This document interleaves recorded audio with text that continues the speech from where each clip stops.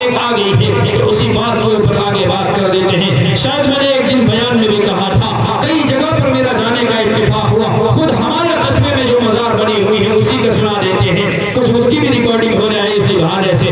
मैं बाराबंकी शहर में जिस कस्बे का रहने वाला हूँ, कस्बा सतरीख, आप नेट पे सर्च करेंगे, शायद इस नाम का कोई दूसरा कस्बा आपको न मिलने पाए। जिस तरीके से देवबंद सर्च करें तो देवबंद नाम का शायद कोई दूसरा कस्बा आपको न मिलने पाए। तो सतरीख आप सर्च करेंगे तो आप वहां पर सैयद साहू सालार मसूद गाजी रहमतुल्लाह अलैह 1000 साल पहले तकरीबन उस इलाके में आए थे।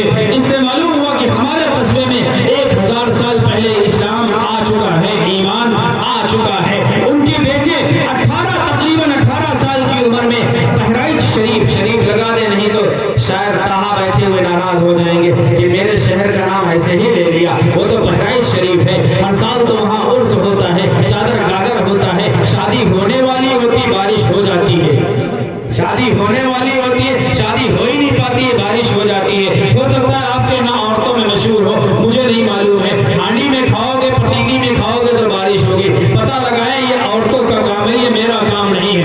ऐसा तो नहीं कि वो पीर बाबा जो थे उन्होंने किसी हांडी में, पतीली में, भगोने में, कुकुर और कुकर में किस चीज में खाना खाया था जिस वजह से उनकी शादी नहीं हो पा रही है। बहरहाल ये वहम है, ऐसा बिल्कुल भी नहीं है। कई मेरे पास ऐसे सबूत मौजूद हैं जिन्होंने दसियों बार मेरे साथ में खुद हांडी में खाया, लेकिन ऐसा कुछ नहीं हुआ है। ये जाहिलों के यहाँ गलत अकीदे, गलत बातें मशहूर हो गई हैं। मैं ये अर्ज करना चाह रहा था कि हमारे यहाँ जो मजार है, मजार के बाजू में एक मजार है और फिर एक मजार और भी है। मैंने एक साहब जो वहाँ पर मौजूद थे, एक बार मेरा अंदर जाने का इत्तेफाक हुआ तो एक साहब बैठे हुए थे, बड़े गौर से मुझे देखने लगे। खैर 100 बार सोचना पड़ता है शमशुल हसन को टोकने से पहले।